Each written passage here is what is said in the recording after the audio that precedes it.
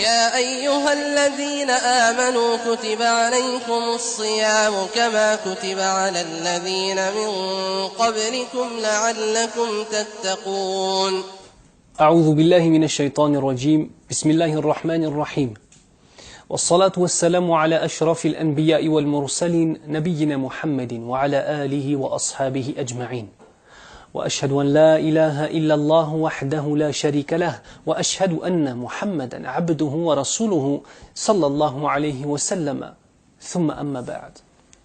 Allah Azza wa Jal dit dans le Coran al-Karim, Bismillahir Rahmanir Rahim, ووصينا الإنسان بوالديه حملته أمه وهنا على وهن وفصاله في عامين أن اشكر لي ولوالديك إلي المصير.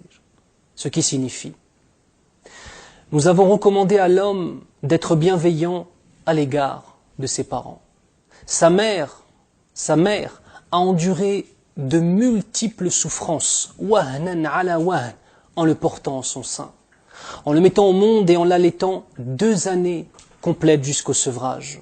Sois donc reconnaissant envers moi, et c'est Allah Azza wa Jal qui dit sois donc reconnaissant envers Allah, en disant envers moi, et envers tes parents.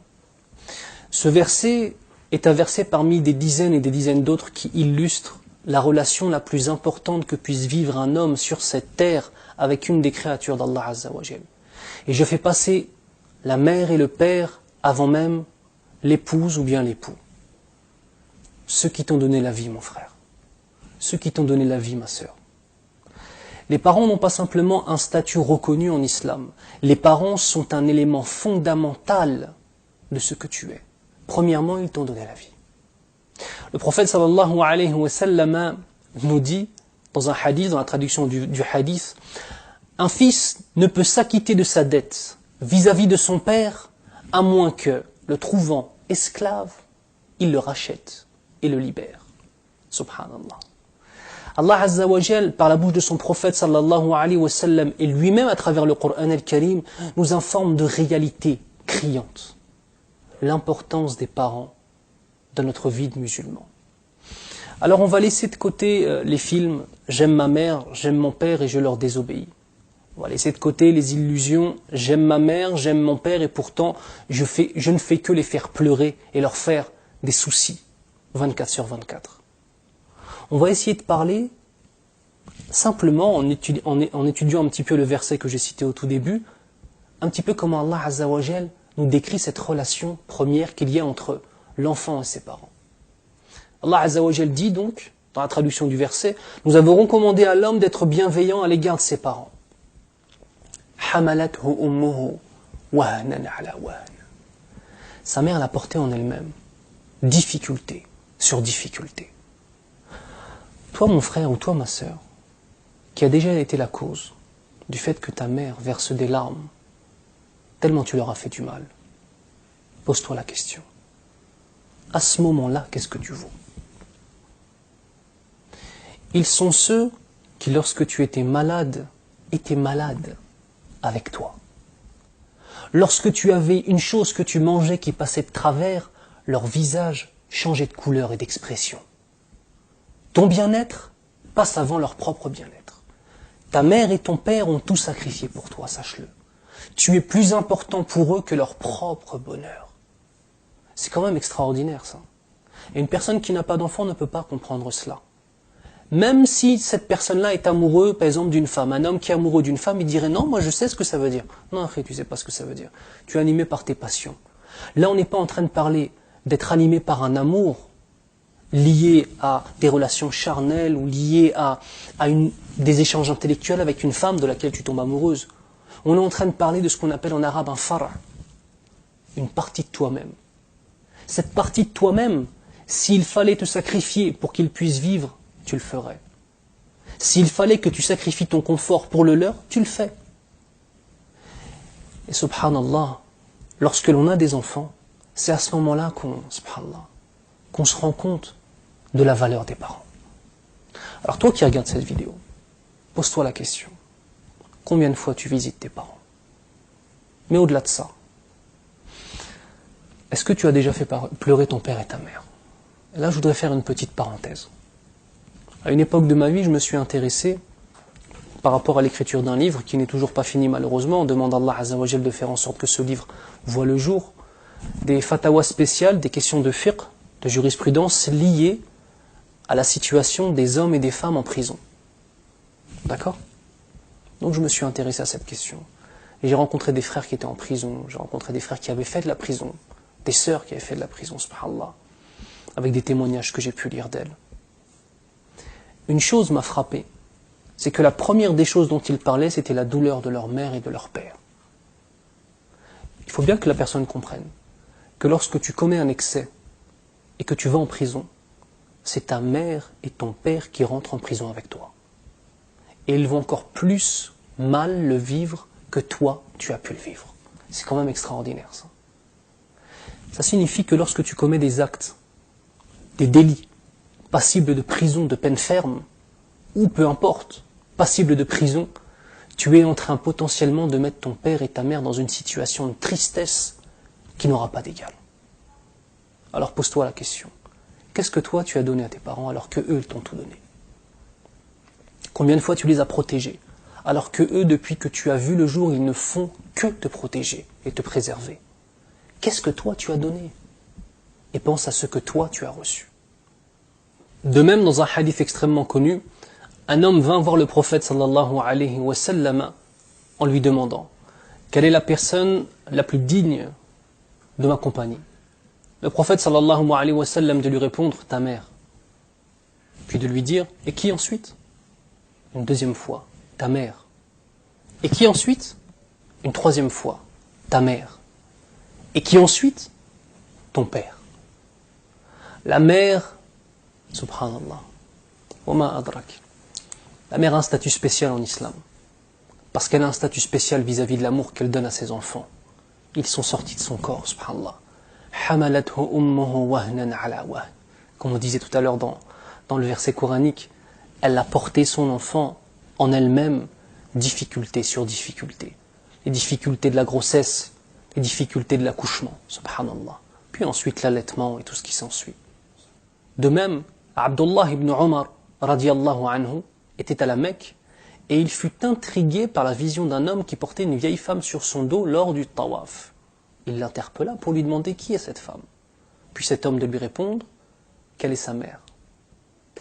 Alors cet homme a l'occasion de parler avec un des plus grands imams, un des plus grands savants que cette terre n'ait jamais porté, qui est Abdullah ibn Omar.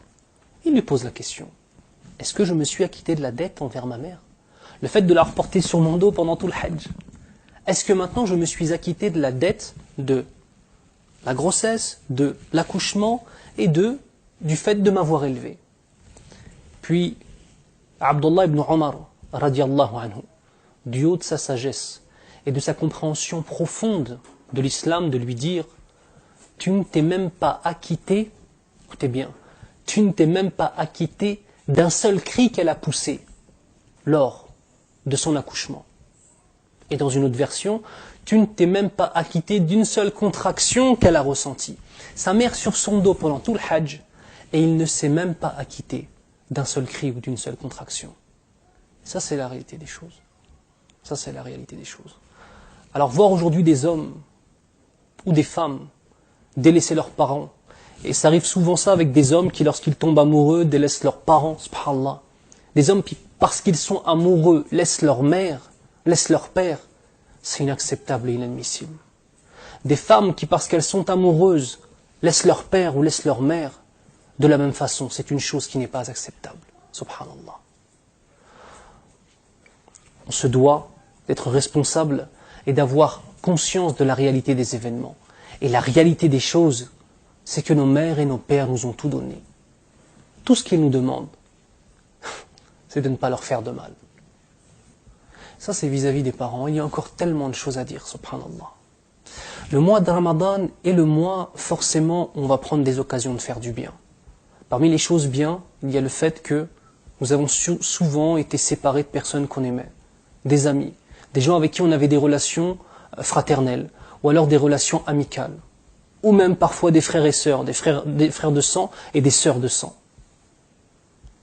Est-ce que tu ne penses pas que c'est le moment que tu pourrais choisir pour tenter de pouvoir te réunir avec eux, d'enlever les discordes et de pouvoir les retrouver. On appelle ça se réconcilier pour Allah Azza wa Jal. Tu ne vas pas te réconcilier parce qu'il avait tort et parce que toi tu avais tort et que lui avait raison. Tu ne vas pas te réconcilier pour obtenir un bien de la vie d'ici-bas, de l'argent ou quoi que ce soit ou des avantages. Tu ne vas pas te réconcilier parce qu'il faut te réconcilier. Tu vas te réconcilier parce que tu espères qu'Allah Azza wa Jal par cet acte te fera miséricorde au jour du jugement. En es-tu capable de cela? Ça c'est une vraie question.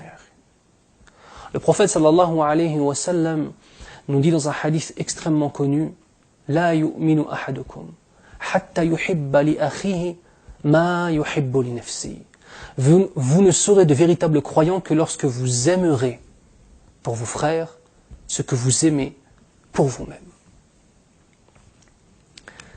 Il ne faut pas comprendre de ce hadith que je me dois d'aimer pour mon frère les choses que je possède. Non, ce n'est pas ça.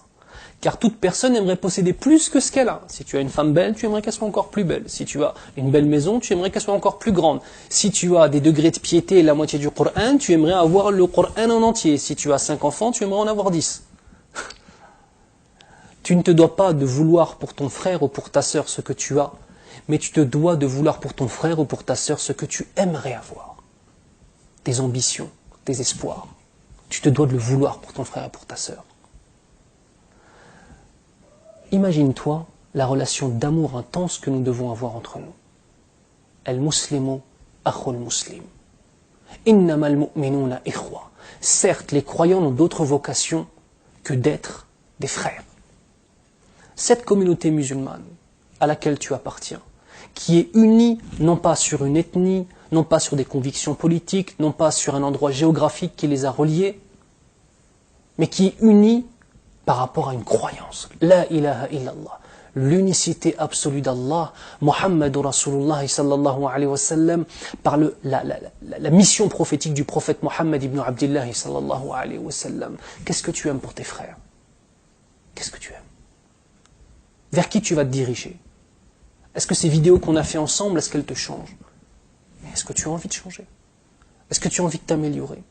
Est-ce que les paroles que tu entends, les versets que tu entends pendant Salat Tarawih, pendant les durous auxquels tu peux assister, les conférences auxquelles tu peux assister dans la journée, ou maintenant avec cette vidéo, est-ce que ça a ramené des actions de ta part?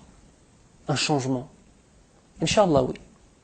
Parce que de toute façon, le changement est à portée de main. Tu fais dua, et si Allah Azza wa Jal accepte ton invocation, il va le mettre ce qu'on appelle le tawfiq, la réussite. Et tu pourras faire les actions qui correspondent à la certitude de ton cœur. Et pouvoir par cela, bi'idni rabbil alamin, atteindre l'agrément d'Allah Azza wa Jal. Je demande à Allah Azza wa Jal de nous donner le bon comportement avec nos parents. De faire en sorte qu'ils soient qurratu a'yunina, qurratu a'yunina. De faire en sorte que ce soit nos parents qui soient les plus importants. Et que, même si on ne pourra jamais rembourser tout ce qu'ils ont fait pour nous, nous soyons derrière eux, toujours à essayer de prendre soin d'eux, et toujours à faire en sorte qu'ils soient le mieux lotis et le mieux traités. Ya Rabbal Alamin. Subhanak Allahumma wa bihamdik. Ashhadu an la ilaha illa ant. Astaghfiruka wa atubu ilayk. Wa sahafturkum. Et n'oubliez pas d'appeler votre père ou votre mère, Inch'Allah, et de leur dire que vous les aimez. Bi'idnillah. Hayakum Allah. يا أيها الذين آمنوا كتب عليكم الصيام كما كتب على الذين من قبلكم لعلكم تتقون